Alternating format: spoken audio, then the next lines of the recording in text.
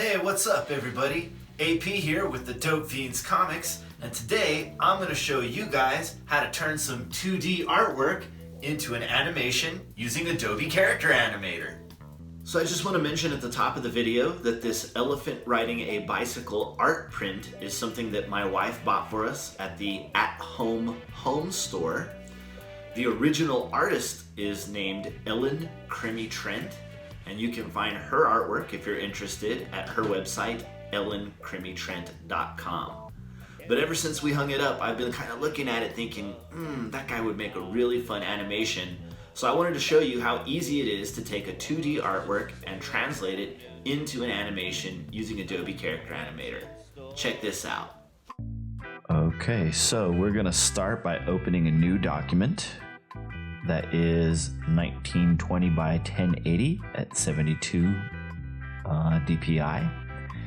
Also gonna open our artwork, move the art into the new document, color correct it, and then we're gonna go ahead and sample out the background and separate the primary artwork. I'm gonna take my eraser tool and just clean that up. And now I'm going to go ahead and create a new layer in the background and paint that green so that we can really isolate and delete all of the background elements that might have been left behind, such as everything that's in between the spokes here.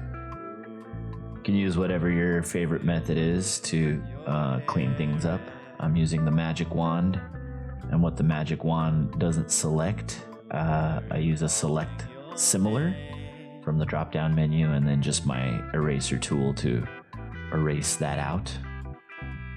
Then I'm going to cut out the front wheel, and I'm going to use a couple different techniques here. You can do whatever you're comfortable with, but I'm just going to extend the framework of the bicycle separate from the wheel itself, and then merge that back into the layer that has all of the body artwork and the elephant himself.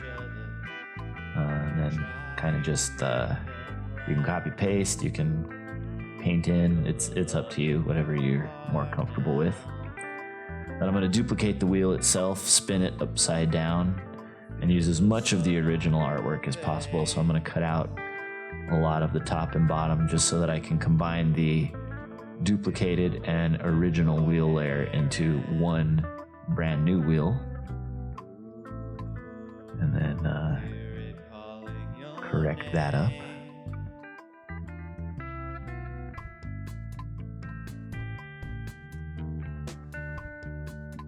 All right, we'll go ahead and erase the back wheel out and leave the bike frame separate on the original artwork, and then we'll duplicate the front wheel and move it over to the back side so that we now have two wheels again.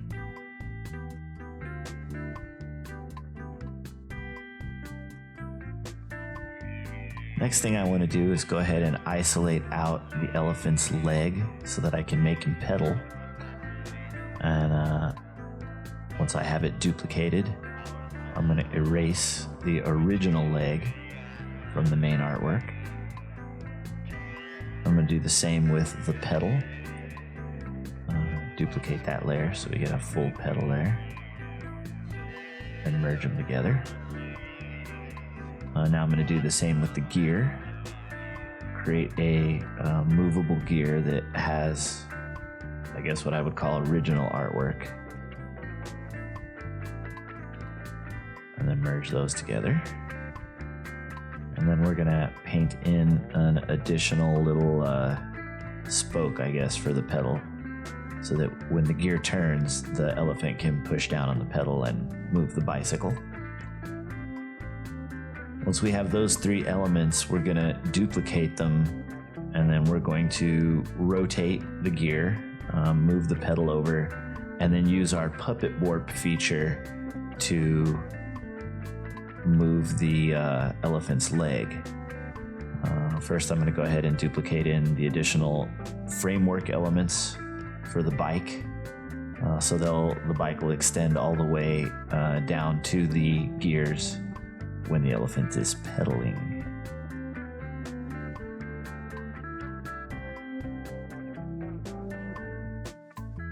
always remember to save your work. Okay, so now what I'm doing is duplicating the wheels and rotating them about 90 degrees every duplication. And that's going to let the wheels turn as part of a cycle layers animation when we get into Character Animator. Do that to the back wheel as well. And then you can see right here, I'm rotating the gear and the pedal, and then using Puppet Warp to move the elephant's leg into a new position. And then I'll duplicate those 3 layers again, reposition them, and we're going to do that for a whole cycle around the pedal. Even though I only did the wheels at 90 degrees, I'm doing the pedal and the elephant's leg 45 degrees, so his pedaling motion is a little bit smoother than the wheels will be. I think the wheels will be a little bit more forgiving.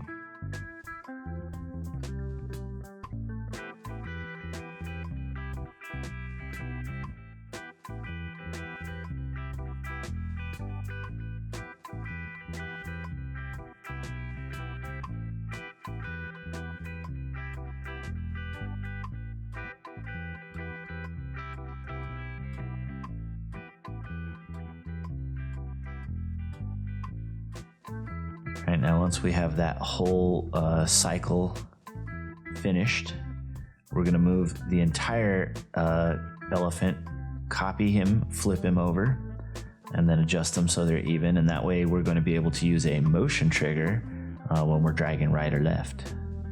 Moving into Character Animator, make sure that we open up all of the layers that need cycle layer animations. I gave them a 5-frame continuous animation with a Q trigger, and then added that to a swap set that was one option is a pedal and the other option is just being still, which is just the first frames by themselves duplicated out as a neutral. Then I'm also using a little bit of physics on his tail and a dragger behavior rigging his trunk so that we can kind of go back into our animation. I'm going to make him ride over to one side of the screen and then back. And then once you're done with your recording and you go back and do your dragger recording and everything else, you can export that out with or without the alpha layer and see how it comes out. And that's all there is to it. It's really simple to turn a piece of 2D artwork into a character animator puppet and animate it to do some really fun things. Stay tuned, because in my next tutorial video, I'm going to show you how to take one of my favorite toys and turn an actual 3D product into a character animator puppet. We'll see you there.